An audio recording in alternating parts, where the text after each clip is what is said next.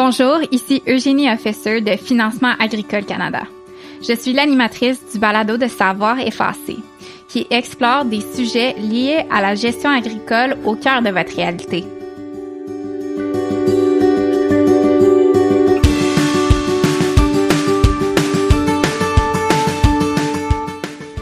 Aujourd'hui, on parle d'une initiative innovante qui redéfinit la production laitière au Québec, le laboratoire vivant lait carboneutre. Son but est de développer et de tester les pratiques permettant de réduire l'empreinte environnementale des fermes laitières tout en assurant une production durable et carboneutre. Comme on dit souvent, nous autres, l'économie rime avec écologie. Parce que si on réussit à faire des économies dans l'engrais chimique avec les épandages à taux variables, des choses comme ça, ben c'est bon pour la planète, c'est bon pour notre portefeuille quand même. Fait que... Pour en discuter, j'ai le plaisir de recevoir Jacques Leblanc, directeur de projet chez Novalet, ainsi que Guillaume Drouin et Philippe Garneau, deux producteurs laitiers pleinement engagés dans cette démarche. Ils vont partager leurs expériences, les défis rencontrés et comment cette initiative les a aidés à adapter leurs pratiques agricoles aux enjeux environnementaux actuels.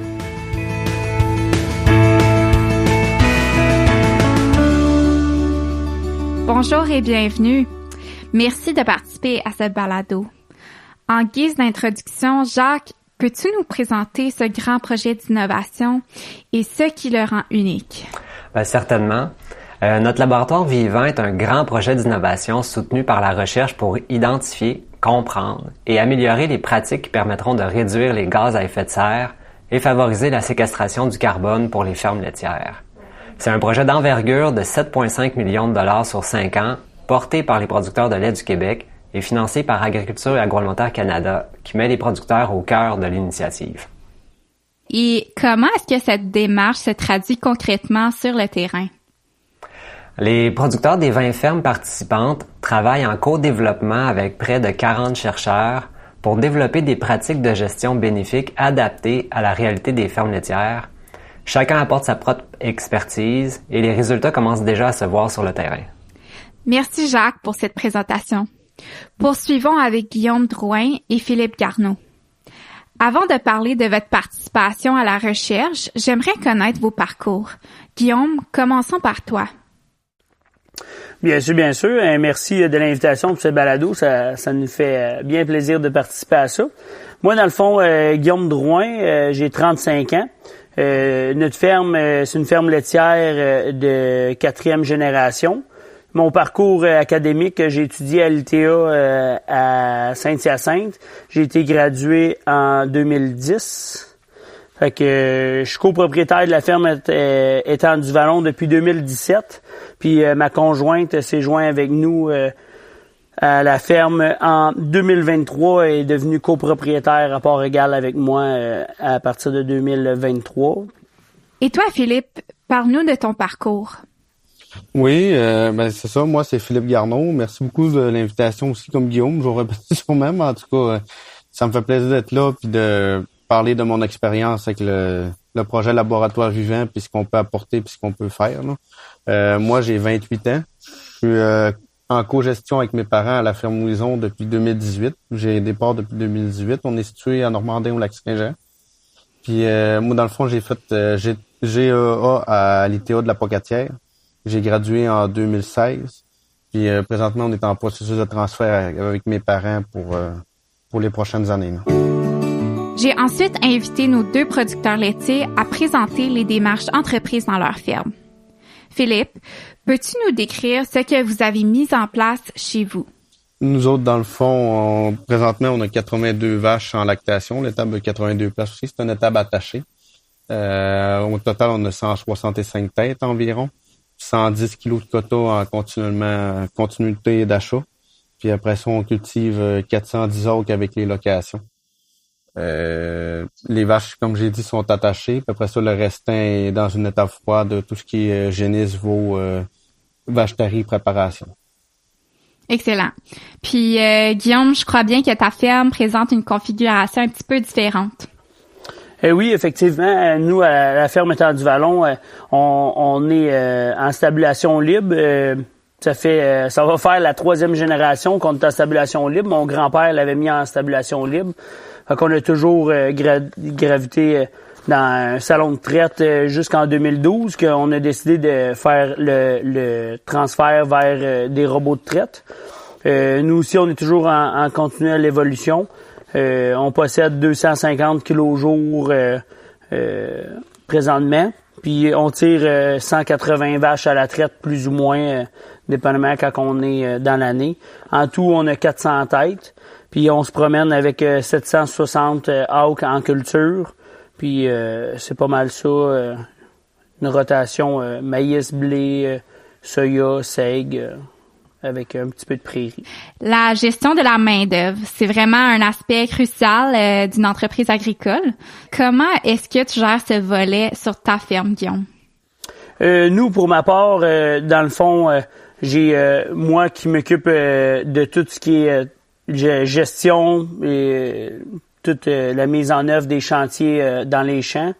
Ma conjointe, plus la gestion des animaux dans l'étable, les soins aux animaux. Et elle est aidée aussi dans l'étable avec 2 travailleurs étrangers, qui aussi une travailleuse québécoise qui fait 35 heures semaine avec un autre temps partiel, un Québécois qui vient nous aider pour les tâches quotidiennes. Puis aussi, c'est bien apprécié pendant le temps des récoltes puis les semis.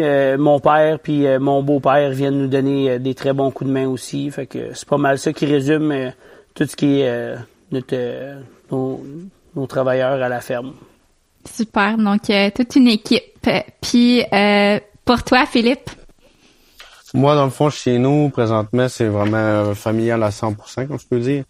C'est moi et mes parents qui sont copropriétaires, puis on travaille à temps plein. Ma sœur est à temps partiel, elle travaille avec nous. J'ai mon beau-frère qui vient nous aider aussi, son frère.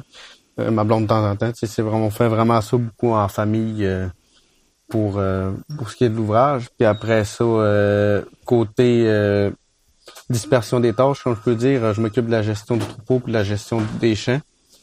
Ma mère, c'est plus comptabilité. Je l'aide aussi avec le volet financier. Mon père, c'est tout ce qui est par rapport à la mécanique et tout ça.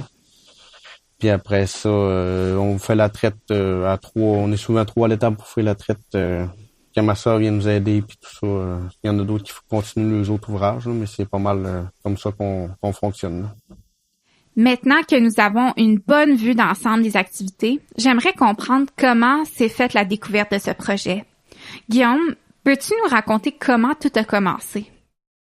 D'autres, dans le fond, il y avait eu un sondage comme de planification stratégique des PLQ. On avait rempli le sondage, puis on avait dit qu'on était intéressé à venir faire partie du projet. Pas du projet, mais qu'on était intéressé à faire des projets, dans le fond. Puis Agrinova nous a appelé pour savoir si on était intéressé à faire partie de ce projet-là. Il y a eu des rencontres, on a embarqué, on voyait que on pouvait. J'étais curieux de savoir comment que notre bilan sortait puis tout ça, puis de voir les améliorations puis comment qu'on pouvait s'en sortir puis d'y aller. Puis on était vraiment intrigués. Là. C'est sûr, c'est un gros projet, mais je pense que ça vaut la peine de s'investir puis d'y aller pour l'avenir. Là. C'est super.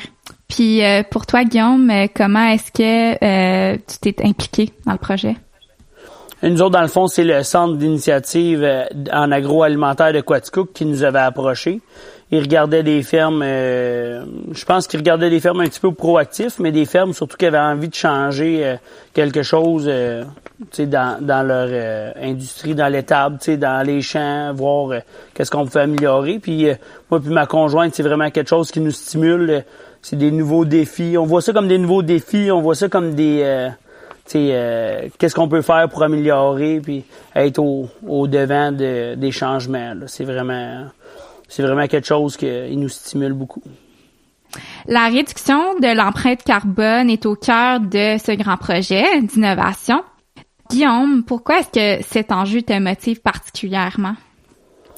Ben, j'aime ça quand même être à l'avant-gardiste dans la gestion de l'entreprise. Nous autres, notre devise, on a une devise un petit peu particulière, puis on le dit, c'est notre slogan, c'est tourner vers l'avenir. Parce qu'on se dit toujours que l'agriculture d'hier est différente de celle d'aujourd'hui, mais encore plus différente que celle de demain.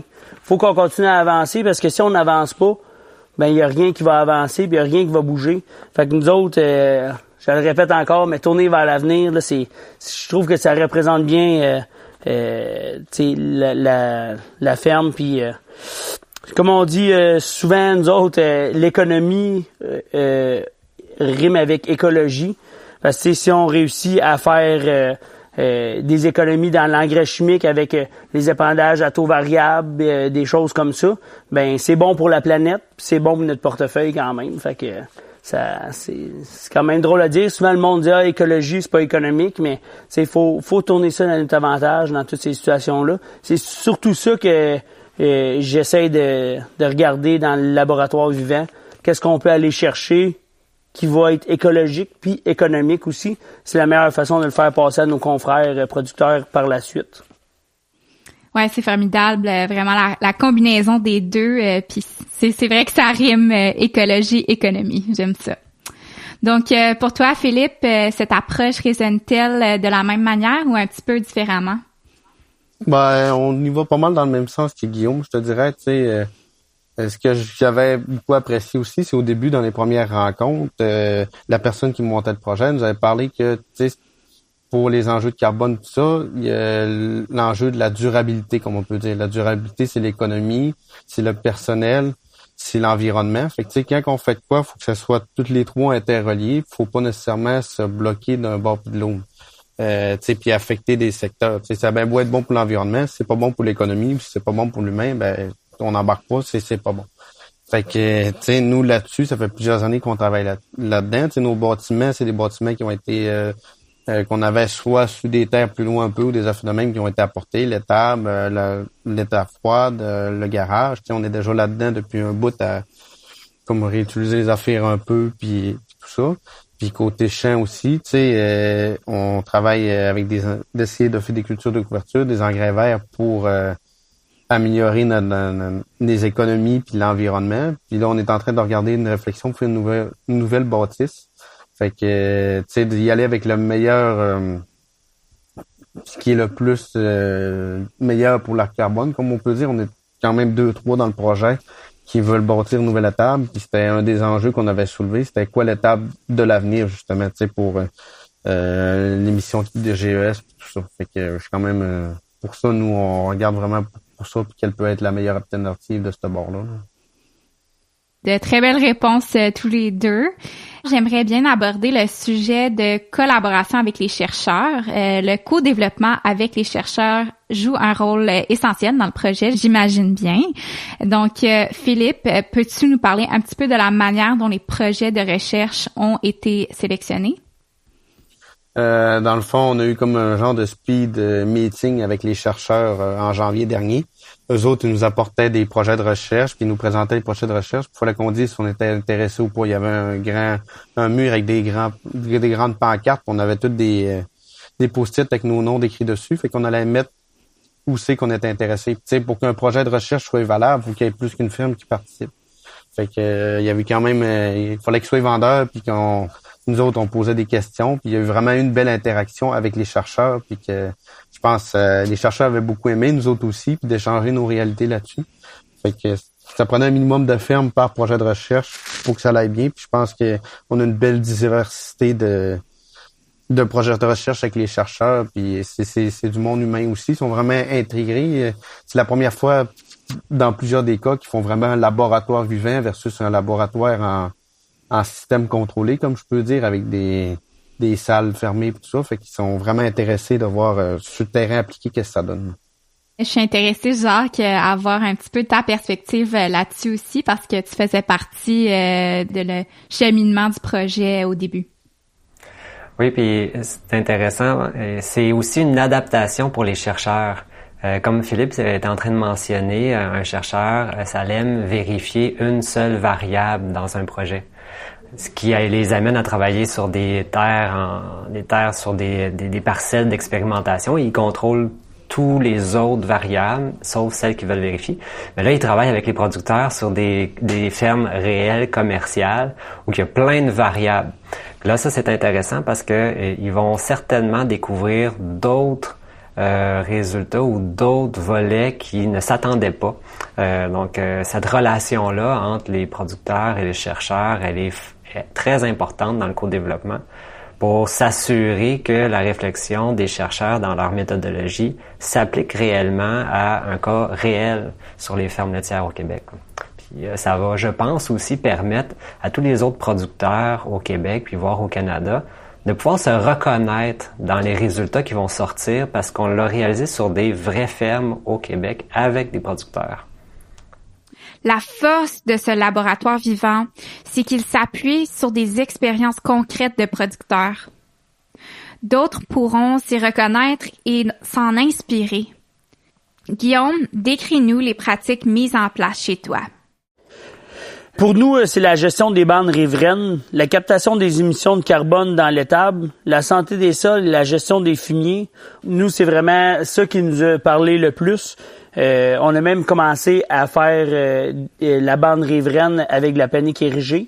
Puis avec les chercheurs, ce que je trouve bien, nous, où qu'on l'a implanté, c'est une zone qui est inondable de 2 à 6 fois par année. Okay. Fait que ça met à rude épreuve, mais c'est ça qui est le fun avec les chercheurs sur le terrain, c'est qu'on a testé plusieurs sortes de paniques érigées. Puis c'est vraiment, c'est les vraies conditions, les vrais, tu sais, on est confronté à la mauvaise herbe qu'on a, puis à l'espace-temps aussi. Tu sais, on veut, mais quand on est dans le gros du travaux, on a planté les bandes riveraines. J'ai manqué de temps, il aurait fallu qu'on fasse un désherbage chimique. J'ai manqué de temps, on l'a pas fait. Tu sais, là, ça va amener toujours la vraie réalité. Tu sais, la bande riveraine va toujours être la dernière chose qu'on va faire sur nos entreprises. Alors, les chercheurs, s'ils font ça dans un environnement contrôlé, c'est le temps d'arroser, c'est fait là. Là, on est vraiment dans le vrai monde, comme on peut dire. On s'attarde sur les vaches en premier, les champs, puis à la fin, avec les bandes riveraines, quand il nous reste du temps, et que la météo nous le permet aussi. Ouais. Fait que c'est vraiment bien, c'est de tester ça sur le terrain, vraiment. C'est super de vraiment avoir cette réalité-là dans la vraie vie, puis au quotidien. Donc, vous, Philippe, quels sont les thèmes sur lesquels vous avez décidé de vous concentrer comme entreprise?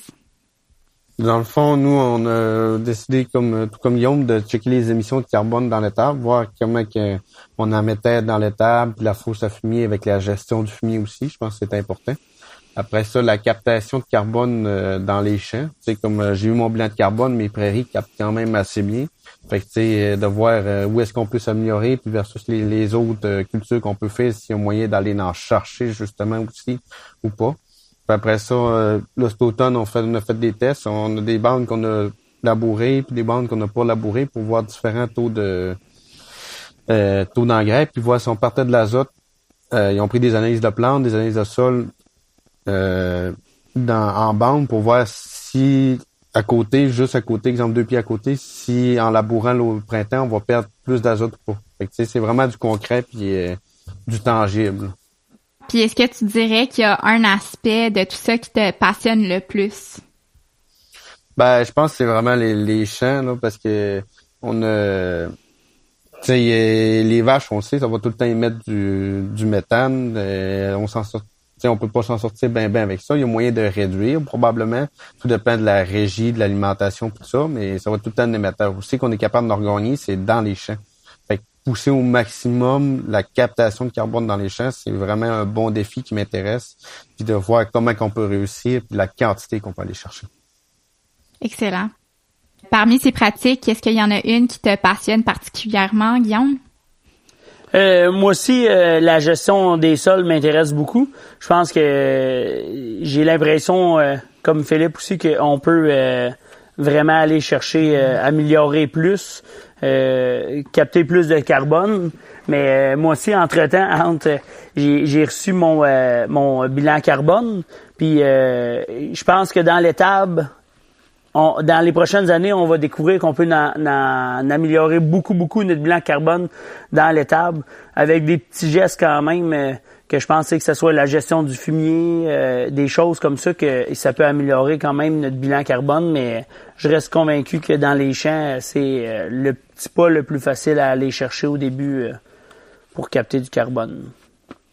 Je sais que vous avez tous les deux mentionné les bilans de carbone sont maintenant complétés.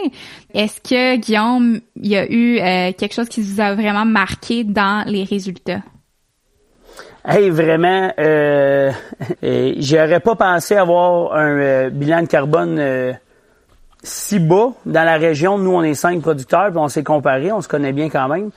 Je suis quand même vraiment satisfait. C'est nous qu'on a le bilan de carbone le plus bas.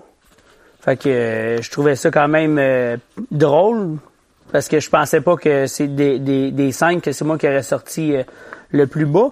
Mais je pense que vraiment où on va baisser notre empreinte carbone toujours aussi, c'est avec la performance des animaux.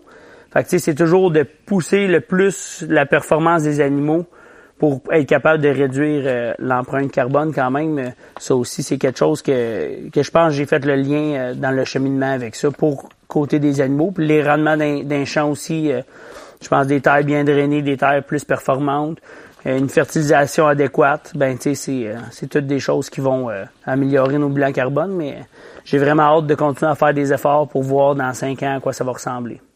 Donc, vraiment, les changements continus pour l'efficacité puis la performance. Oui, vraiment. Parfait. Puis, pour toi, Philippe, est-ce qu'il y a eu quelque chose qui t'a marqué dans les résultats? Tout comme Guillaume, j'étais surpris de mon résultat. Tu sais, j'avais pas vraiment d'idée. J'avais vu quelques articles. Bon, ben, tel producteur sortait à temps avec ce qu'Agricoma avait fait il y a quelques années. Mais tu sais, j'ai vraiment été surpris. On est pas mal en bas de la moyenne de ce que il a été calculé. Fait que je suis quand même agréablement surpris. Peut-être que le climat, la géographie aide le climat, mais en même temps, on est tellement loin que quand on importe des intrants, il y a un tas de roches entre nous autres et Québec. Fait que déjà là, il y a une bonne distance à parcourir et qu'on s'en sort pas. Fait que ça va être de travailler aussi sur ce qu'on est capable de faire en région pour diminuer nos imports d'intrants. L'intrant, ça reste... je vais sourcer mes chiffres, je l'ai justement à côté de moi, là. T'sais, les intrants, ça reste mon troisième plus gros émetteur sur la ferme. Mon deuxième, pas mon troisième, mon deuxième. T'sais, le méthane des vaches. Après ça, il y a les intrants. La distance, je veux pas qu'on a à parcourir, joue pour beaucoup. Après ça, c'est les fumiers, les champs. Et les champs en captent aussi. Les champs, ça s'annule quasiment avec tout ce qu'on se capte dans les prairies. Fait que tu sais, ce qu'on peut travailler, c'est vraiment sur les intrants, travailler ces vaches pour voir où c'est qu'on peut s'améliorer. Puis je pense qu'il y a une belle avenir là-dedans. Là. Guillaume, selon toi, pourquoi est-ce que c'est important que les producteurs s'impliquent dans ce type de projet soutenu par la recherche? Ben, moi, je pense que c'est important qu'on s'implique parce que des changements, ils vont en avoir. Fait que si les producteurs, on s'implique aujourd'hui, ben, on va avoir notre mot à dire, puis on va pouvoir dicter un peu la ligne directive qu'il faut suivre pour faire des changements. Si personne ne fait jamais rien, un jour, on va se faire imposer des changements qui feront peut-être pas notre bonheur. Fait que je pense que c'est important qu'on soit là aujourd'hui pour pouvoir aider la recherche puis pour pouvoir guider la recherche où vraiment que les producteurs ont envie de travailler puis que ça vaut la peine de travailler. Parce que moi, en tant que producteur, des fois, j'ai des envies, mais je suis pas scientifique pour savoir où il faut travailler. Les scientifiques, des fois, ils ont des idées, mais ils savent pas où que les producteurs veulent aller. Fait que les deux mains dans la main, on peut aller vers une direction qui peut être gagnante pour tout le monde. Fait que je pense que c'est vraiment vers là qu'il faut aller. Ouais, c'est sûr. Puis pour toi, Philippe? Moi, je pense que c'est important parce que, tu sais, ça reste c'est quoi qu'on fait aujourd'hui. On le fait pour nous, on le fait pour la production, on le fait pour l'image. Fait que, tu sais, quand on veut s'améliorer, tu sais, faut démontrer des gestes concrets. Tu sais, le laboratoire vivant, c'est justement ça, je pense. C'est pas mal tout le Canada, les yeux rivés sur le Québec avec ce projet-là pour voir quels sont les potentiels d'amélioration puis qu'est-ce qu'on peut faire pour que le lait soit faible en empreinte de carbone si tu sais l'objectif dans 26 ans, ça reste dans 26 ans là, 2050. Là. Fait que tu sais l'objectif c'est ça, faut faire des trucs des recherches concrètes, des solutions concrètes puis emmener ça sur le terrain des vaches comme on peut dire pour permettre que tout le monde avance dans la même direction puis que ça y aille main dans la main comme Guillaume a dit. Puis Jacques, j'aimerais te demander toi aussi en tant que chercheur, est-ce que tu as d'autres perspectives là-dessus de l'importance de l'implication des producteurs? Je vais aller dans le sens de Guillaume et Philippe. Là, moi, je trouve particulièrement pertinent que le laboratoire vivant, lait carboneutre, soit porté par les producteurs de lait du Québec. Donc, moi, à chaque semaine, je suis en discussion avec la personne responsable des producteurs de lait du Québec, puis on discute de l'avancement, on discute des éléments qui sont importants à comprendre. Et on a aussi la chance là, de pouvoir discuter avec les transformateurs laitiers.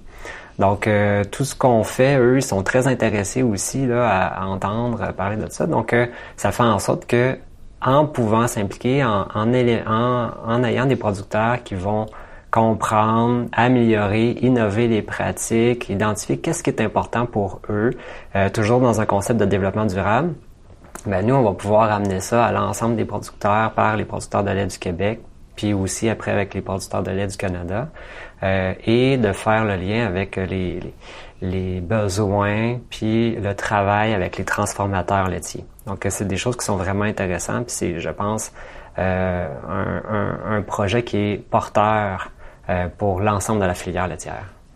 À la lumière de votre participation au laboratoire vivant lait carboneutre, comment est-ce que l'évolution de votre ferme vers une production laitière plus durable s'est vraiment portée? Philippe, on va commencer par toi. Dans le fond, l'évolution va se faire par une amélioration continuelle des pratiques, puis d'un côté comme de l'autre. Tu sais, comme je l'ai dit tantôt, faut que, puis Guillaume l'a souligné aussi, tu sais, il y a le côté humain, économique et environnemental. Fait que, tu sais, quand on fait une pratique, faut que ça fasse évoluer, comme je pourrais dire, les trois côtés. Tu sais, faut pas rajouter du travail, faut que ça soit pas comment je pourrais dire, tu sais, faut pas que ça nous coûte cher non plus, parce qu'au final, si ça nous coûte cher, ben ça va être ailleurs que l'argent va falloir que ça vienne. Puis il faut que ça soit bon pour l'environnement. Fait que faut tout le temps combiner ces trois-là pour être capable d'aller vers l'avant, puis sans perdre nécessairement de la production. C'est d'essayer d'être efficace le plus possible, puis d'améliorer notre efficacité. C'est pas juste de faire de quoi pour l'environnement, c'est ça marcher pour être plus efficace, puis que la ferme de demain soit mieux que celle-là d'aujourd'hui. Et pour toi, Guillaume, c'est quoi ton objectif à long terme pour la ferme? Même chose que Philippe un petit peu. Nous autres, c'est pour le long terme, c'est vraiment de regarder puis d'analyser chaque petit geste qu'on fait au quotidien, puis de vraiment regarder dans les petits gestes qu'est-ce qu'on peut faire pour s'améliorer. Parce que comme on dit, c'est dans le souci des détails qu'on peut changer des choses. Là, c'est pas toujours des grandes lignes qui changent toute la vie. Là. Puis Jacques, est-ce que tu as des petits points à rajouter pour conclure? Pour l'avenir, j'aimerais beaucoup que Guillaume, Philippe, les productrices et les producteurs qui participent au laboratoire vivant soient fiers, qui aient collaboré avec les chercheurs pour co-développer puis innover des nouvelles pratiques, innover des façons de faire adaptées, puis qu'ils soient fiers de le partager puis d'impliquer puis de dire hey, moi j'ai fait partie du laboratoire vivant lait carboneutre là, puis on a travaillé ensemble pour l'avenir de la filière. Donc ça c'est quelque chose que je trouverais vraiment intéressant. Donc, on est chanceux aujourd'hui parce que Philippe et Guillaume veulent partager leurs chiffres de leur bilan pour que les autres producteurs qui écoutent puissent avoir un petit peu de contexte. Donc, Philippe, on va commencer avec toi. Moi, dans le fond, pour l'année 2022, on avait à peu près dans ce temps-là 98-99 kilos de quota. On avait nourri 13 071 personnes pour une année complète. Avec le lait, la production de lait, ça avait nourri cet équivalent-là. Fait que, pour moi, c'est quand même une grande fierté parce que ce qu'on a fait, ça nourrit cette quantité de personnes-là. C'est impressionnant. Là, c'est quasiment mon secteur au complet. Là. Ça a été l'équivalent, pour vous donner une idée, de 391 voitures qui ont circulé 20 000 km pendant une année. Puis, quand on regarde les chiffres globaux un peu, j'ai mis 1107 tonnes d'équivalent CO2. C'est que ce soit le méthane, il est rapporté en équivalent CO2, mais c'est encore en analyse parce qu'il y a plusieurs chiffres. Les chercheurs s'attendent pas. Il y en a un ici qui dit c'est l'équivalent de 200, l'autre c'est 300. Fait que c'est moyenné à peu près ces équivalents-là ensemble. Puis j'en ai capté, on a mis 1107, mais on a capté 91,44 avec nos sols. Fait que c'est quand même impressionnant ce que nos sols ont réussi à absorber. Et au final, on a émis 0,86 kg d'équivalent de CO2 par kilo de lait produit. La moyenne au Québec en 2018, théorique, était de 0,93 kg de carbone par kilo de lait produit. Puis Agri-Climat, aux autres aussi, sont en train de faire une recherche. Avec les années à peu près, ça doit être 2022-2023, la ferme moyenne équivalait, ça c'est du réel. Je tiens à le préciser, le 0,93 c'était théorique, là c'est du réel. 1,08 kg de carbone émis par kilo de lait produit. Fait que tu sais, moi j'étais à 0,86. Fait qu'on est meilleur que la moyenne actuellement. Je pense qu'il y a possibilité que la moyenne s'améliore et moi aussi, tu sais, comme je l'ai dit tantôt, on a un potentiel d'amélioration énorme qu'il faut mettre de l'avant. Puis je pense qu'on peut réussir. C'est super intéressant de connaître les chiffres concrets, puis les exemples de comparaison aussi. Donc, on va continuer avec toi, Guillaume, pour partager tes chiffres. Moi, je voulais féliciter Philippe, parce que quand même, 0,86, c'est très, très, très bien. Nous, dans la région, j'ai eu 0,95. Ça veut dire qu'on a quand même des exemples à suivre de nos voisins du Nord.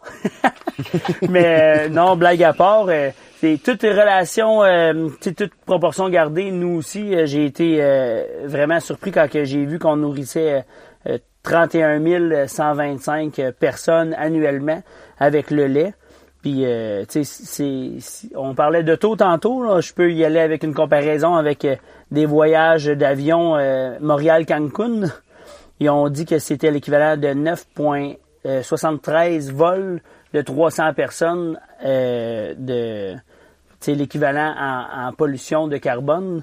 Fait que c'est encore là, comme on dit, chaque petit geste qu'on fait pour l'environnement, faut y penser. On peut pas juste taper sur l'industrie laitière, sur la pollution, mais je pense qu'on peut quand même s'améliorer. On a la preuve ici, on a 2 entreprises différentes, puis on a un bilan carbone quand même qui est pas si proche que ça. Fait que il y a toujours moyen de faire mieux avec ce qu'on a. Puis Jacques, est-ce que tu as des petits points à rajouter là-dessus sur les chiffres? Ben, c'est deux excellents résultats. Puis comme Guillaume et Philippe ont mentionné, moi je suis très content de voir que même en ayant un résultat qui est intéressant, ils ont toujours le désir de s'améliorer aussi, puis de voir qu'est-ce qu'on peut faire pour encore mieux réduire les gaz à effet de serre, puis séquestrer le carbone. Puis nous, on va sortir aussi là dans les prochains mois là des différentes informations sur les résultats de l'ensemble des fermes. Donc, puis on va avoir plein de résultats de recherche aussi. On a 18 activités de recherche dans le laboratoire. Donc, dans les prochaines années, je pense que vous allez peut-être être intéressés de nous réinviter parce qu'on va pouvoir vous présenter plusieurs sortes de résultats. Un grand merci à nos invités aujourd'hui. À Jacques pour nous avoir présenté les composantes du laboratoire vivant lait carboneutre et à Guillaume et Philippe pour vos témoignages enrichissants. Vos expériences démontrent comment la collaboration entre les chercheurs et les producteurs laitiers ouvre la voie vers des pratiques durables. Pour en savoir plus sur ce projet, rendez-vous sur lait.org dans la section Notre avenir. Vous avez apprécié cet épisode? Visitez fac.ca/balado. Vous y trouverez des liens pour vous abonner au balado de Savoir effacer sur différentes plateformes. N'hésitez pas à partager et vos commentaires sont précieux pour améliorer notre contenu. Ce balado est une production de Financement Agricole Canada, réalisée par Mario Lepage en collaboration avec Mélanie Lagacé pour la recherche, la préparation, la structuration et la révision du contenu. Il vous est offert par AgExpert, un logiciel de gestion agricole canadien. Pour en savoir plus, visitez agexpert.ca.